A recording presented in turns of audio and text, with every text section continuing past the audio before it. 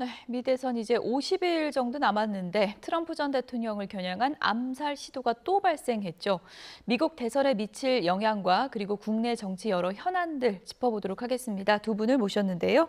박용찬 국민의힘 영등포을 당협위원장, 서용주 맥 정치사회 연구소장 두 분 나오셨습니다. 어서 오세요. 네, 안녕하세요. 네. 미국 대선 지금 50일 남았는데 두 달 만에 지금 두 차례 암살 시도가 있었거든요. 상당히 좀 이례적인 미국 대선이라고 할 수 있을 것 같아요. 그렇죠. 이례적이죠. 그러니까 예. 지금 미국의 정치 상황 자체가 양극단의 정점에 이르렀다라는 어떤 정치 평론가들의 분석이 있습니다. 그 사회에서도 그렇고요. 아마 그런 일환으로서의 어떤 현상이지 않을까 생각하는데 그래서는 안 되죠. 아무리 어떤 상대에 대한 그 생각이 다른다 하더라도 그게 물리적으로 특히나 총을 가지고 암살을 시도했다는 건 있을 수도 없는 일이고요. 예. 그러니까 트럼프 전 대통령 같은 경우 지금 후보로 나서 있지만 7월 14일 날 펜실베니아주에서 일단 한 번은 그때는 신체에 상처를 입는 그런 암살 시도의 그런 사건이 있었고 9월 지금 15일 정도 되니까 한 두 달여 만인데 예. 이거는 트럼프 대통령이 본인의 골프장에서 골프 치는 와중에 58세 하와이 출신의 어떤 남성으로 알려져 있는데 총구를 뒤로 밀고 있는 것들을 비밀 정보 요원들이 발견한 뒤에 제압을 한 사건이긴 하나 두 차례 암살 시도가 일어났다는 것들은 지금 미국의 정치 상황 자체가 최극단에서 지금 치러지고 있는 그런 상황이라는 것이고 일단은 어찌됐든 간에 트럼프 후보 자체가 어떤 신체적인 그런 상처, 피해를 입지 않은 것은 다행이다. 좀 그렇게 좀 평가하고 싶습니다. 경호국이 늘 안전을 걱정했던 곳이 저 골프장이라고 하고 아무래도 뭐 나무도 많고 숲도 있고 하니까 이제 숨어 있을 곳도 많았었다고 그러고요. 아무래도 좀 대선 앞두고 지금 시점이 좀 공교롭다는 얘기도 있습니다. 트럼프 전 대통령 지지율이 좀 답보 상태다 보니까 그런 시점에 이제 이런 일이 발생한 건데 트럼프 전 대통령의 지지율 추이에 지지층이 결집하다 보면 좀 변수가 될 수 있겠다 이런 시각도 있는 것 같습니다. 그렇죠. 예. 아무래도 상당한 변수가 될 여지가 있겠죠. 지금 7월 달에도 이제 그 피격 사건 예. 발생했을 당시에 이번 선거 이제 끝났다. 총알도 피해간 사나이 도널드 트럼프. 그래서 뭐 미국 내 그 보수 유권자나 보수 세력들은 거의 승리에 예. 도취해 있지 않았습니까? 그런데 이제 그 다음 달에 민주당에서 조 바이든이 이제 중도 포기하고 인도계 흑인 여성 카멜라 해리스를 전격적으로 발탁함으로써 분위기를 반전시켰죠. 이렇게 7월 달에는 도널드 트럼프의 달이라면 8월에는 카멜라 해리스 예. 그리고 이번 9월 달에 또다시 총격 사건이 발생했다. 선거 공학적으로 보면 도널드 트럼프에게 상당히 유리한 그런 국면이 형성됐지만 그러나 지금 서 소장님께서 말씀하신 대로 이렇게 아찔한 위험한 사건이 두 차례나 발생했다는 점. 그러면 앞으로도 또 발생할 여지가 있다. 그런 측면에서 매우 아찔한 사건이라고 볼 수 있겠습니다. 그러니까요. 트럼프 전 대통령이 이번에도 이런 암살 시도 사건 이후에 굴복하지 않겠다 이런 입장을 밝혔다고 하는데요. 이제 앞으로 수사가 이루어질 텐데 뭐 예를 들어서 정치 보복이나 이런 범행 동기 같은 게 발견이 된다면 드러난다면 아무래도 지지층 결집이 더 가속화되겠죠. 어떻게 분석을 하세요? 일단은 예. 두 번째 암살 시도에 있어서 지지 결집이 일어날 거는 같아요. 그리고 트럼프가 이 굴복하지 않겠다라는 메시지 이후에 지지층들에게 후원금 요청을 했다고 합니다. 그러니까 이제 지지층에게 좀 결집해 달라라는 예. 메시지인데 뭐 FBI가 지금 수사를 하고 있다고 하니 여러 가지 범행 동기가 밝혀질 거는 같은데 그 기본적으로 보면 트럼프 대통령의 현재의 미국 내에서의 정치적인 입지를 보여주는 또 단면인 거는 같습니다.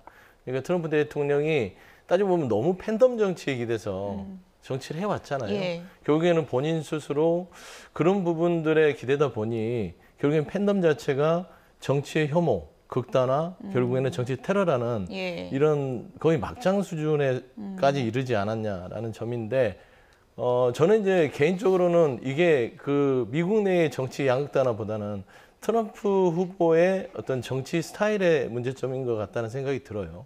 그 우리가 제가 앞서 얘기했듯이 계속 지지층 중에서도 극단의 팬덤들을 자극해서 예. 본인의 어떤 지지와 어떤 정치 이익을 얻으려다 보니 결국에는 이런 일들이 본인에게 자주 발생한 게 아닌가 싶어서 일단은 뭐 미국 내 정치 상황이긴 하지만 이게 이제 국내뿐만 아니라 예. 유럽 전역에서도 극단과 팬덤 정치에 기대는 정치인들이 다수가 많이 뭐 말하자면은 출연하고 있잖아요.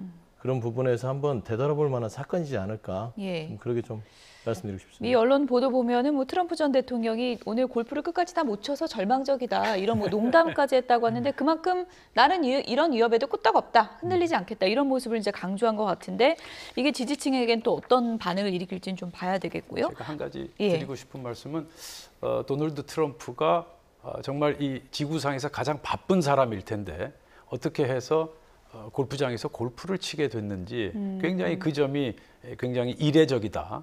그런 생각을 하지 않을 수 없죠. 미국 대선 앞두고 치는 그렇죠. 건 지금 말씀이시죠? 뭐 선거 50일 앞두고 50일도 예. 안 남은 상황에서 예. 골프를 치고 있었다. 만약에 우리나라 같은 경우 대선 후보가 선거를 목전에 두고 골프를 치고 있었다. 그럼 뭐 어마어마한 파문이 일지 않았겠습니까? 예. 그리고 저는 또 한 가지 이제 선거 공학적으로 이번 선거 결과에 구체적으로 어떻게 영향을 미칠 것인가 예. 그 대목에 이제 관심을 가지고 있는데 이 플로리다 주가 배분된 선거인단이 29명입니다. 따라서 플로리다에서 암살 시도 사건이 발생했다. 그러면 아무래도 29명이라는 선거인단을 가지고 있는 플로리다 주에서 도널드 트럼프가 상당히 유리한 국면으로 접어들지 않겠느냐. 그리고 이제 또 한 가지 7월 달에 있었던 피격 사건 역시 펜실베니아. 예. 이 펜실베니아는 이른바 이제 북부 지역의 러스트 벨트 중에 한 주 아니겠습니까? 예. 굉장히 중요한 최대 경합주라고 할 수 있는데 펜실베니아도 19명의 선거인단을 가지고 있습니다. 따라서 모두 270명의 선거인단을 확보하면 당선되는 것인데 펜실베니아는 러스트 벨트의 굉장히 중요한 경합주고 또 플로리다주는 29명이라는 굉장히 많은 선거인단을 가진 썬벨트, 남부 썬벨트의 굉장히 중요한 최대 격전지다. 그런 측면에서 한번 이번 사건을 좀 조망할 필요가 있지 않겠나 생각합니다. 예. 아무래도 50일이라는 시점이기 때문에 앞으로 수사 결과도 또 미국 대선에 뭐 판을 흔들 변수가 될 수 있을 것 같은데요. 그 내용을 좀 지켜봐 보도록 하고요. 국내 정치권 소식으로 좀 넘어가 보도록 하겠습니다. 서영주 소장님 네. 연휴에도 이렇게 열심히 방송에서 전국을 분석해주고 계신데 네. 이번 추석 연휴 핵심 이슈, 정치권의 핵심 이슈 키워드 하나 꼽으라면 어떤 거예요? 아프지 마세요죠. 아프지 마세요. 예, 추석 인사가 바뀌었습니다. 잘 예. 세고 가족들과 즐거운 시간 무사히 보내고 오십시오. 귀경길 조심히 다녀오십시오인데 추석 아프지 마세요가 화두입니다. 그만큼 지금 의료 이 붕괴 사태나 의료 대란 자체는 국민들한테 직접적인 생활에 다가온 가장 큰 난제죠. 예. 밥상머리에 앉아서 그런 얘기를 하겠죠. 뭐 응급실을 갔더니 너도 못 찾았어? 너도 뺑뺑이 돌았어? 저 알았더니 저 누구 아는 사람은 이랬다더라. 아, 제 아는 아무개 누구의 부모님은 응급실을 못 찾아서 돌아가셨다더라. 이런 얘기들이 밥상머리에 있으면 결국에는 그 의료의 책임자가 누굽니까? 정부지요. 윤석열 대통령 잘하고 있어? 어떻게 생각해? 이 정부 이대로 되겠어? 저는 의료 이 대란이 이 국민들한테 다가오는 이 체감력은요. 추석 밥상 전체를 다 저는 장악하지 않을까. 그리고 윤석열 대통령이 나오면 당연히 그 배후적인 김건희 여사가 나올 것이고 그 다음에 이제 그러면서 이재명 대표와 최근에 이제 수사를 받고 있는 여러 가지 정치 사안들에 대해서 얘기를 할 것인데 예. 저 참 안타깝습니다. 추석을 앞두고 의료 대란 부분들을 해결할 능력을 보이지 못한 정부와 집권 여당 그리고 정치권 자체가 국민들한테 정말 좀 희망 섞인 어떤 메시지를 주지 못했다는 점에서는 예. 좀 안타까운 마음이다 그런 말씀입니다. 의정 갈등이 아무래도 핵심 키워드다라고 해주셨는데 여야 의정협의체가 추석 전에 이제 시작을 하느냐 마느냐 이게 상당한 변수였고 결국은 시작을 못했잖아요. 이게 여당에는 상당히 좀 부담이 될 수도 있을 것 같은데 어떻게 보세요? 아, 정말 너무 안타깝죠. 사실 그 추석 명절 전이 가장 좋은 이른바 티핑 포인트였거든요. 예. 그러니까 추석 명절 연휴 때 응급실 수요가 부쩍 늘어날 것이다. 따라서 추석 명절 전에 절박했을 때 뭔가 좀 예. 시스템을 갖춰서 대응책을 마련해 보자. 그런 이제 절박함이 있었는데 이미 이제 추석 명절 시작됐고요. 그래서 그 여야 의정을 구축하자는 그런 간절함, 절박함이 이제 많이 이완되겠죠. 그래서 추석 명절 이후에 과연 여야 의정 협의체를 꾸려 나갈 수 있을지 현재로선 안타까운 상황이고요. 일단 추석 명절 이후에 또 지금 한동훈 대표께서 추석 명절 기간 동안 의료계 인사들을 각계각층 인사들을 만나서 대화를 해보고 협상을 해본다고 하니까 그 부분에 또 기대를 가져볼 만하다고 생각합니다. 어쨌든 뭐 여야를 떠나서 지금 굉장히 중요한 현안이기 때문에 연휴에 어떤 메시지를 내고 있는지 먼저 얘기를 좀 들어보도록 하겠습니다. 정부와 또 당에서 여러 채널을 통해서 끊임없이 의료계가 함께 이런 협의체에 해주시기를 그렇게 요청하는 노력은 계속하겠습니다. 그래서 사실은 중재를 하거나 아니면 좀 윤활유 역할을 할 역할이 필요한데 제가 보기엔 종교계 어른들이 좀 나서 주시는 게 지금 이 충돌 양상을 좀 완화하는 도움이 될 것 같아요. 이게 워낙 절실하고 시급한 문제고 그렇습니다. 피해가 고스란히 국민들한테 이제 갈 수밖에 없어서 한번 노력을 한번 해보겠습니다. 네, 감사합니다. 네, 여야 대표 할 것 없이 일단 의정 갈등의 해결사 경쟁을 시작했다. 이렇게 볼 수 있을 것 같고요. 한동훈 대표가 여야 의정 협의체를 띄웠고 일단 추석 전에는 이 개문 발차를 못했는데 지금 연휴에도 막 다 만나고 다니는 것 같더라고요. 그렇죠. 이게 원래 연휴 전에 개문 발차를 했어야 됨에도 불구하고 일단은 뭐 의사협회에서도 의사단체에서도 제대로 어떤 국민들의 민심을 잃지 못한 건 분명히 있습니다. 예. 들어왔어야죠. 근데 여러 가지 어떤 계산을 했다는 부분들이 안타깝고요. 예. 그나저나 이제 무엇보다도 정부의 책임이 크죠. 정부가 결단하면은 단박 해결될 수 있는 문제였을 수도 있습니다. 예. 어차피 개혁의 주체가 정부기 때문에 국회 입법부가 제안만 하는 것이지 결정은 정부가 하는 것이잖아요. 지금 어떤 결단을 해야 의료계가 좀 들어오는 겁니까? 그러니까 뭐 단순한 문제입니다. 예. 의료계에서 회의를 거쳐서 들어오지 않겠다고 했던 것들은 크게 봐서는 증원 문제입니다. 의대의 증원 문제에 대한 인원을 어떻게 할 것인지. 2025년도가 핵심인 그렇죠. 거죠. 25년도, 26년도, 27년도인데 25년도에 대한 부분들을 일단은 문을 열어라.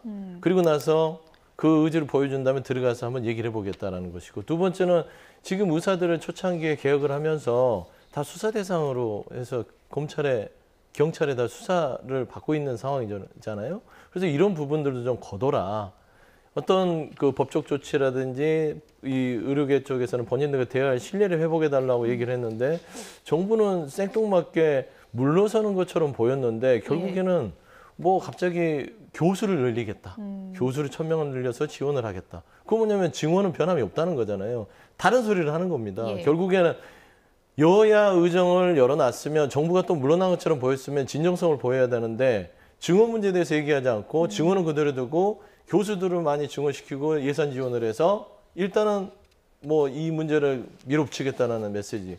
두 번째는 보건복지부 장관이나 차관, 의사들에 대한 신뢰를 실무자로서 제대로 못했다는 부분에서는 예. 책임을 통감해야죠. 그러면 최소한 장차관 중에 한 명 정도는 경질을 함으로써 어떤 의료계에게 진정성을 보여주고 끌어들이는 노력을 해야 예. 되는데 정부가 집권 여당인 한동훈 대표와 합을 맞추는 것 같은 느낌은 줬으나 사실상 들여다보면 한동훈 대표가 가는 길에 대해서 결국엔 걸림돌 역할밖에 안 했다는 측면에서는 한동훈 대표가 지금 추석 때 쉴 수 있는 시간 없지 않겠냐. 예. 오죽하면은 이재명 대표가 종교계를 가서 호소를 하겠습니까? 예. 그런데 사실 추석 전에 의료계 단체가 이제 여러 개가 있는데 전체는 아니어도 일부는 들어올 것이다. 그렇죠. 그런 모양새로 만들어질 것이다라고 했는데 당정협의회 이후에 분위기가 완전히 바뀌었거든요. 이건 어떤 흐름으로 봐야 됩니까? 뭐 간단하죠. 예. 정부와 우리 국민의힘의 의견이 뭐 저 직접적으로 얘기하면 한덕수 총리와 한동훈 대표 간의 의견이 달랐던 거죠. 요즘에 그래서 뭐 한한 갈등이다 뭐 이런 신조어가 그렇죠. 생겼더라고요. 예, 그래서 예. 더 이상 진도를 나갈 수 없는 상황이 예. 된 건데 지금 상황이 무척 지금 안타까운 상황입니다. 일단 2025학년도 결정 사항은 바꿀 수 없다라는 게 정부 입장 아닙니까? 지금 입시 혼란 때문에 이제 그런 결정 사항을 계속 추진해 나가겠다. 뭐 그 충정은 충분히 이해합니다. 그런데 이제 문제는 이대로 계속 갈 경우에 어떤 일이 발생하느냐 하는 그 대목 아니겠습니까? 이대로 가게 된다면 지금 의대 본과 4학년이 내년 초에 의사 시험을 응시하지 못하게 됩니다. 그러면 일반 의사가 배출이 안 되고 그 규모가 3,000명입니다. 예. 그러면 의사 3,000명이 부족해지는 거죠. 거기다가 지금 전공의들이 또 전문의가 되지 못하면 2,800명. 예. 그렇게 해서 5,800명이 내년 초에 배출되지 못한다. 이렇게 되면 의료 혼란을 넘어서서 크나큰 의료 붕괴 상황까지 올 수 있다. 그 점을 우리가 미리 지금부터 준비를 해야 될 것이다. 그렇게 예. 말씀드릴 수 있겠습니다. 제가 뭐 한한 갈등이라고 표현했는데 본질은 유난 갈등이다. 일단은 당정 간에 뭔가를 풀고 소통하고 합의를 해야 시작할 수 있는 게 아니야. 이런 지적들이 있는 것 같습니다. 그렇죠. 그러니까 그 한동훈 대표가 일단은 여야 의정을 던지면서 테이블에 앉히려는 어떤 노력들을 했던 것 같아요. 그러니까 25년도에 그 의대 증원에 대해서 지금 뭐 이미 수시 접수가 돼 있는 상황에서 바꿀 수 있겠어요? 그럼에도 불구하고 일단 와라. 일단 만나자. 일단 예. 와라 해서 테이블에서 25년도는 이래서 안 되고 그러면 26년, 27년도를 그만큼 증원폭을 줄일 테니까 예. 아마 그런 전략적 접근을 하지 않았냐 싶었는데 한덕수 총리가 그게 뭔 소리냐라고 총리가 그래버리니 예. 결국에는 속된 말로 좀 이렇게 좀 들어오라고 이 유인책, 떡을 마련했는데 예. 한덕수 총리 거기에 재를 뿌린 거죠. 그러니까 결국에는 정부가 이 전체의 의료 붕괴, 이 대란 수준을 이 추석만 넘어가자. 이 민심에서. 그런 솔직히 꼼수의 발상이 아니었냐, 진정성이 없는 거 예. 아니었냐 판단할 수밖에 없는 것이죠. 예. 뭐 구체적인 여론조사 수치를 언급할 수는 없습니다만 최근에 이제 한동훈 대표 지지율을 보면은 윤석열 대통령과 과거에는 좀 디커플링, 다르게 가는 양상이었다면 최근에는 비슷하게 가고 있다, 하락세다 이런 지금 분석 기사들이 많이 나오고 있잖아요. 한동훈 대표도 지금 리더십에 좀 위기라는 얘기가 많은데 어떤 기조로 가야 된다고 보세요?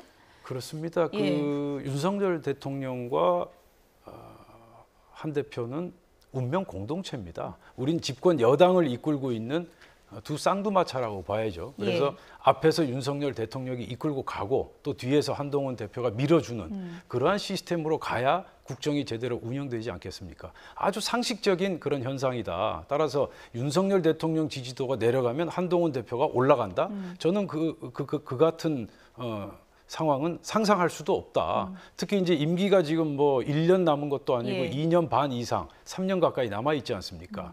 이제 앞으로 같이 가지 않으면 이 의료 의정 갈등, 의료 대란 문제 정말 뭐 4대 연금 개혁 방안 뭐 이런 것들 해결해야 될 일들이 얼마나 많습니까? 그래서 윤석열 대통령과 한동훈 대표는 운명 공동체다라는 예. 막중한 책임감을 가지고 국정에 임해야 될 것으로 운명 생각합니다. 공동체라고 표현을 해주셨는데 여론조사 그래픽 준비되면 좀 보여주시면 좋을 것 같습니다. 윤석열 대통령의 지지율 보여주시죠.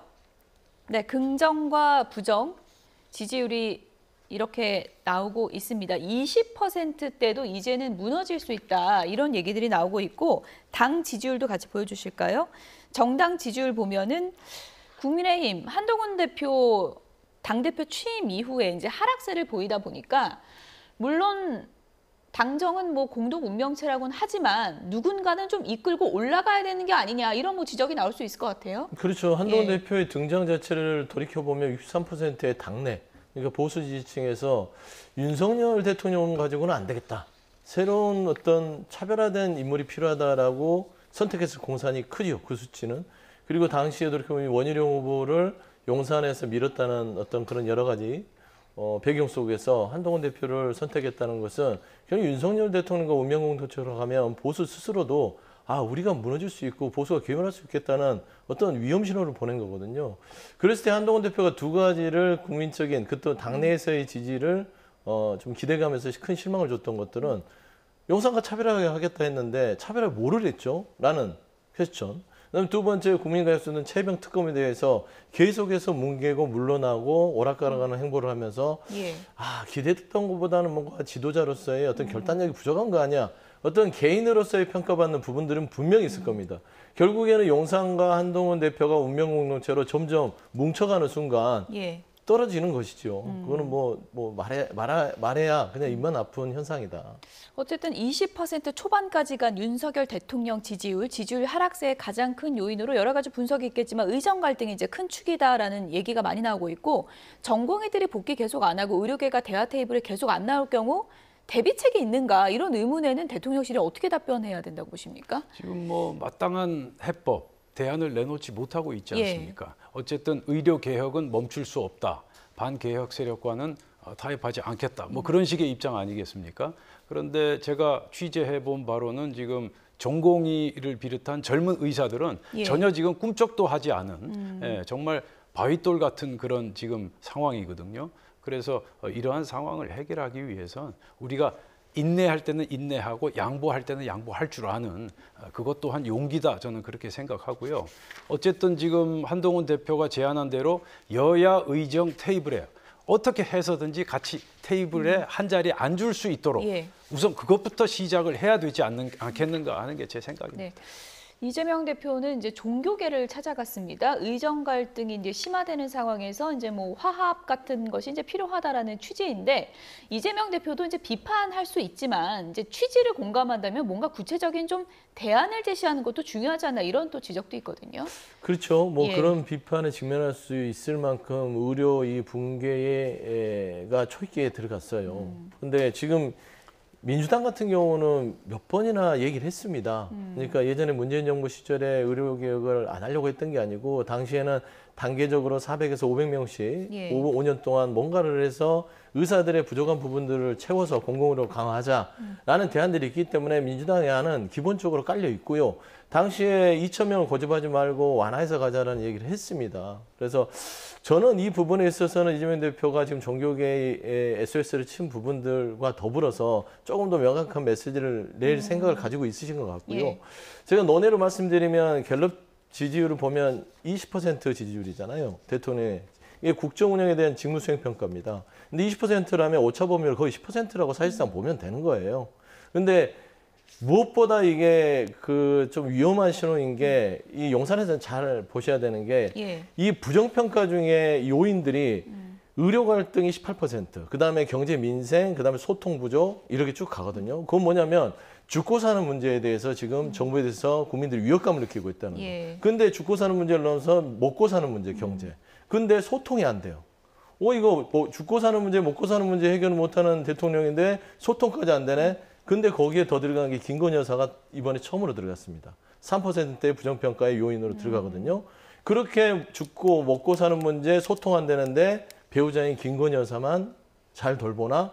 이건 따져보면은 국민들의 심리적 탄핵을 보내는 신호기 때문에 이게 의료 대란 부분을 너무 허투루 생각하면서 무조건 계획은 내가 해야 된다는 생각을 버리셔야 된다. 좀 그런 말씀 드리고 싶습니다. 김건희 여사 얘기를 하셔서 끝으로 두 분께 이 부분 좀 여쭤보고 좀 마무리하도록 하겠습니다. 김건희 여사 관련해서 민주당에서는 도이치모터스 항소심 결과가 결국은 김건희 여사 특검 필요성에 힘을 실은 것 아니냐 이렇게 민주당에서 밀어붙이고 있는 상황이잖아요. 그건 어떻게 보세요? 결코 동의할 수 없고요. 모든 일에는 순서가 있는 법 아니겠습니까? 지금 검찰에서 조사를 하고 있고 지금 항소심 결과에 따라서 검찰도 재판 결과에 대한 분석을 하면서 조사를 진행하지 않겠습니까? 따라서 특검이랑은 제가 누누이 말씀드립니다마는 보완성의 원칙, 즉 검찰이나 경찰 수사에서 미진하거나 부족한 부분이 있을 때 실시하는 것이 특검이다. 그러한 특검의 기본적인 정신을 민주당은 좀 이해했으면 좋겠습니다. 어쨌든 연휴 기간에 김건희 여사가 장애아동 시설도 청소 봉사를 했고 이제 그 관련 내용이 좀 알려지면서 자숙이 필요한데 왜 자꾸 이 활동을 이어가느냐 이렇게 보는 시각도 있고 또 장애아동 시설 간 것까지 뭐라고 할 필요는 없지 않느냐 이런 시각도 있는 것 같은데 그건 어떻게 보세요? 그러니까 대통령 배우자로서 하실 일정들은 있습니다. 분명히 그걸 비판하는 게 아니라 본인이 처한 상황에 대해서 국민한테 명백하게 시원하게 뭔가를 처리하고 얘기를 하셔야 되는데 뭔가 다 찜찜하잖아요. 특검의 시기에는 이게 권은수 도이치모터스 주가 사건뿐만 아니라 이미 명품백에 대해서 무혐의를 낼 때부터 시작이 됐고요. 거기에 이제 도이치모터 주가 조작에 비슷한 그 방조범과 김건희 여사의 이 똑같은 그 처리를 사법 처리를 한다면 검찰은 무조건 기소를 해야 되는데 너무 수사를 안 했어도 안 했잖아요. 이제는 결단해야 될 시간이 왔기 때문에 지금까지의 이 윤석열 정부의 어떤 검찰은 김건희 여사에 대해서는 너무나 작아진단 말입니다. 결국에는 힘든 줄 압니다. 특검으로 해드릴 테니까 이제 이 부분에 대해서 찬성을 하는 게 맞다. 제가 짧게 그런 15초만 말씀드립니다. 말씀을 드리겠습니다. 예, 지금 민주당에서 정말 특검 노래를 부르고 있는데 지금 김건희 여사에 대한 무슨 문제점이 없을 수는 없겠죠. 그렇다면 김정숙 여사도 특검하고 그리고 김혜경 여사도 특검을 같이 하자 이겁니다. 거기도 문제가 있지 않습니까? 그게 그런데 왜 무탁이라고 하죠. 그렇죠. 예. 그래서 뭐든지 매사 공평해야 되고 서로 역지사지해야 되지 않겠습니까? 그래서 정말 특검을 하고 싶다면 우리 삼김 여사 특검을 같이 하도록 합시다. 예.